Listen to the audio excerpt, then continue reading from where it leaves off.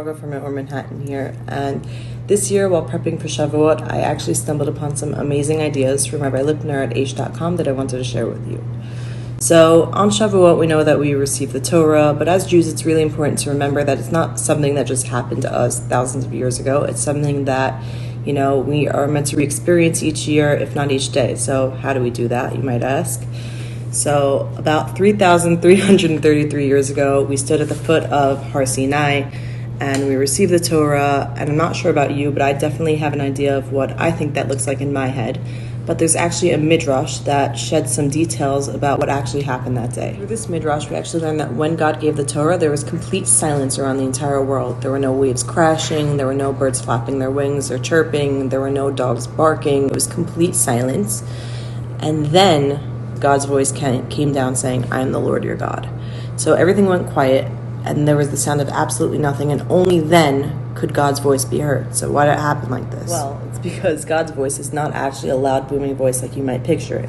It's really described as a quiet, faint voice that you can only hear if you silence everything around you, including the noise inside yourself.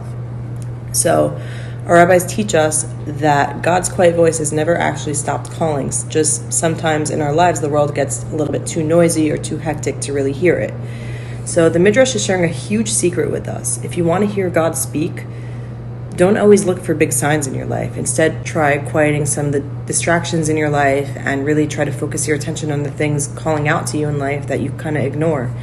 If you want to connect to God's frequency, turn off all the noise around you, all the distractions, and the things that are taking up your time and energy, and really try to focus on the little things that you might ignore. Enter Shavuot this year. It actually is a perfect time to really tap into this year more than ever, because with this year's pandemic, a lot of the external noise around us was quieted, and most of day-to-day life was really, disrupted, and the things that used to occupy a lot of our time and our minds were cleared. So as a result of this quietness, a lot of people really found a lot of clarity during this time and were truly challenged to rethink a lot of the priorities in their lives and to really clarify their values. So this Shavuot's a perfect time to reflect on those values of the past year and to really listen to those voices that we sometimes quiet that can sometimes be incredibly important.